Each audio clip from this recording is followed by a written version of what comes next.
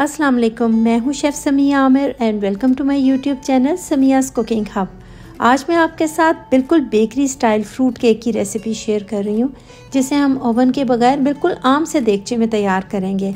तो वीडियो का कोई पार्ट भी स्किप किए बगैर गौर से देखें तो आप बड़ी आसानी से सॉफ्ट एंड स्पंजी केक बहुत कम प्राइस में घर पर ही तैयार कर लेंगे।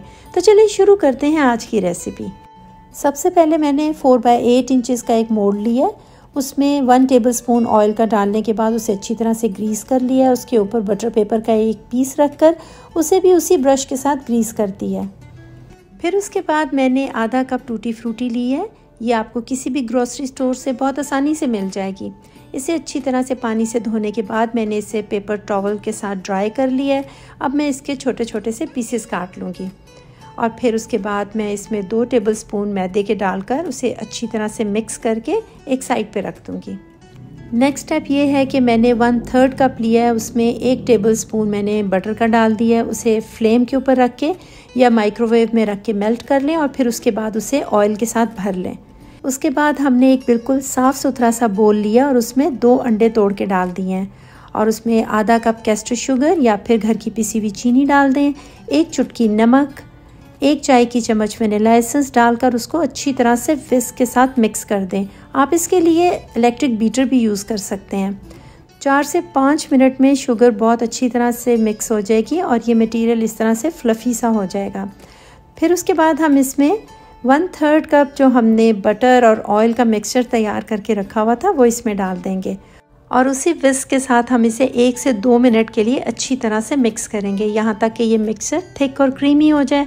जब इसकी कंसिस्टेंसी कुछ इस तरह से हो जाएगी तो हम इसके ऊपर एक स्ट्रेनर रखेंगे और इसमें आधा कप और 2 टेबलस्पून मैदे के शामिल कर देंगे और फिर उसके बाद आधी चाय की चम्मच बेकिंग पाउडर और 1 टेबलस्पून ड्राई मिल्क का डालने के बाद उसी स्ट्रेनर में अच्छी तरह से मिक्स कर देंगे।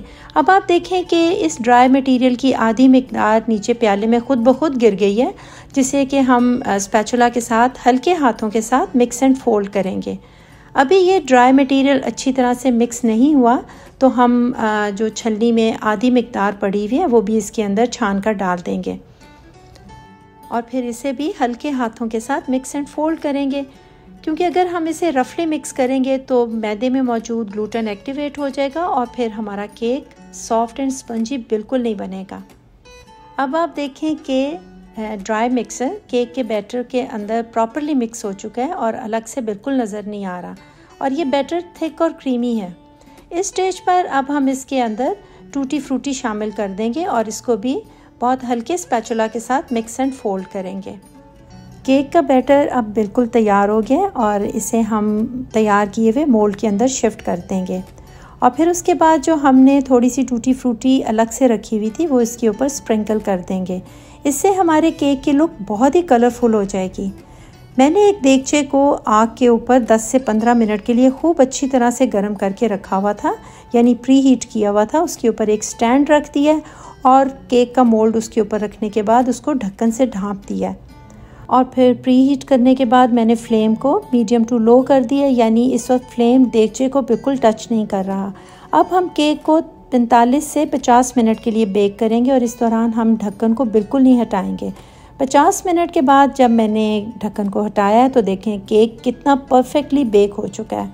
आप इसे स्क्यूअर से ज़रूर चेक करें और अगर आपका केक कच्चा हो तो इसे कुछ मिनट के लिए देगचे में मज़ीद पकने दें। केक को हमने बाहर निकाल कर ठंडा कर लिया और अब हम नाइफ़ के साथ इसके किनारों को अलग करके डीमोल्ड करेंगे और अब आप देखें कि हमारा केक कितना अच्छा कलर दे रहा है। इर्द गिर्द से बहुत ही अच्छा कलर आया है। बटर पेपर उतारने के बाद आप नीचे से भी देख सकते हैं कि नीचे से भी परफेक्टली ब्राउन कलर का हो चुका है और ये बहुत सॉफ्ट और स्पंजी भी है और कहीं से भी इसका रिज़ल्ट ओवन में बेक हुए हुए केक से कम नहीं है। अब हम इसकी कटिंग करेंगे और देखते हैं कि इसका रिज़ल्ट अंदर से कैसा है। तो आप देख लें कि ये अंदर से भी परफेक्टली बेक्ड है, टूटी फ्रूटी प्रॉपरली स्प्रेड है और कहीं से भी आपको नीचे बैठी हुई नज़र नहीं आ रही।